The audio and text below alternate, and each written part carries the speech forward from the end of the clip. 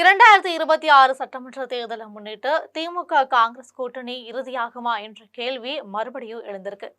3000 ஓட்டுகள் கூட இல்லாத காங்கிரஸ் கட்சியின் மாணிக்கம் தாகூர் ஜோதிமணிக்கு சீர்தரக்கூடாதுன்னு பேசி பரபரப்பை பற்ற வச்சிருக்காரு மதுரை மாவட்ட திமுக செயலாளரான தளபதி.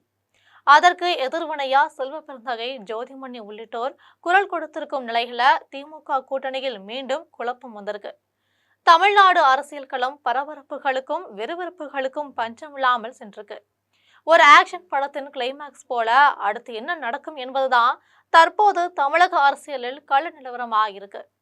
பல்வேறு இடைஞ்சல்களுக்கு இடையே அதிமுக, பாஜக தலைமையிலான என்டிஏ கூட்டணி ஓரளவு முழுமை பெற்றிருக்கு.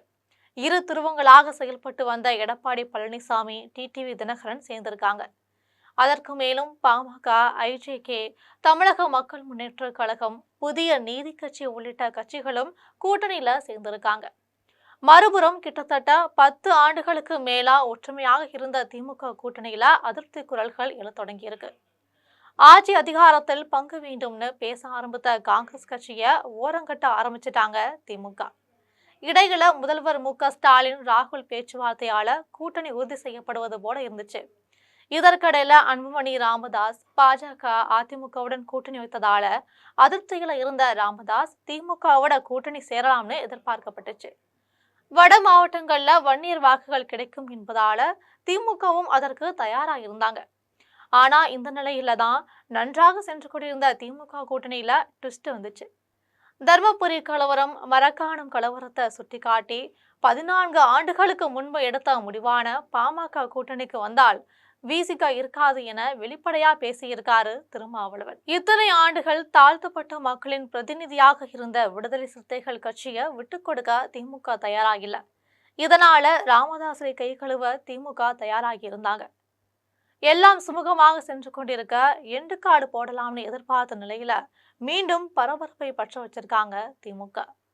ஆட்சி அதிகாரத்தில் பங்கு, கூடுதல் சீட்டுகள் என பேசிய காங்கிரஸை கூட்டணியில் இருந்து கலட்டிவிடும் முடிவுக்கு வந்ததா ஏற்கனவே சொல்லியிருந்தோம் அல்லவா? பிறகு ராகுல், ஸ்டாலின் பேச்சுவார்த்தையால மோதல்கள் முடிவுக்கு வந்திருக்கு. 20 முதல் 25 தொகுதிகள் வரை காங்கிரசுக்கு தர திமுக முன் வந்திருக்காங்க. அதே நேரத்துல திமுகவின் மூத்த தலைவர்கள் காங்கிரஸ் மீது அதிருப்தியில இருக்காங்க. அத பொதுவெளியில போட்டு உடைத்திருக்கிறார் திமுக மாநகர மாவட்ட செயலாளரும் எம்எல்ஏவுமான கோ. தளபதி. நேற்று மதுரையில் நடைபெற்ற மொழிப்போர் தியாகிகள் கூட்டத்தில் பேசிய அவர், காங்கிரஸ் கட்சிக்கு 3000, 4000 ஓட்டுகள் இருக்குமா? அவர்களெல்லாம் ஆட்சியில் பங்கு கேட்கிறார்கள். மாணிக்கம் தாகூர், ஜோதிமணிக்கு யார் எம்எல்ஏ, எம்பி ஆனால் என்ன? அவர்களெல்லாம் அதிகாரத்தில் பங்கு கேட்கிறாங்க. வருகின்ற தேர்தலில் அவர்களுக்கு சீட் தரக்கூடாதுன்னு பேசியிருந்தார். ராகுலின் சந்திப்புக்கு பிறகு அமைதியாக இருந்த காங்கிரஸ் தலைவர்களை தளபதியின் பேச்சு உசுப்பேத்தி விடுற மாதிரி உடனடியா பதிலடி கொடுத்திருக்காங்க கரூர் எம்பி ஜோதிமணி. நான் கரூர்ல தான் இருக்கேன், நீங்கள் மதுரையில இருக்கீங்க. உங்களுக்கும் எனக்கும் என்ன சம்மதம்? என்னை வம்புக்கு இழுக்க வேண்டாம். கூட்டணி தர்மத்தின் அடிப்படையில அண்ணன் ஸ்டாலினுக்காக அனுசரித்து போறேன். இனியும் இப்படி பேசக்கூடாதுன்னு கண்டனம் தெரிவிச்சிருக்காங்க. மாணிக்கம் தாகூரும் தனது பங்குக்கு தளபதிக்கு பதிலடி கொடுத்திருக்காரு. நேற்று வர பொறுமை காத்த செல்வ பெருந்தகை இன்று தனது எக்ஸ் பக்கத்துல கொந்தளித்து பதிவிட்டு இருக்காரு. பொதுவெளியில் கோ. தளபதி கூட்டணி குறித்து பேசியது கண்டிக்கத்தக்கது. மொழிப்போர் தியாகிகள் கூட்டத்தில் காங்கிரஸ் பற்றி பேச வேண்டிய அவசியம் என்ன என அவரும் தன் பங்குக்கு விமர்சனம் செஞ்சிருக்காரு.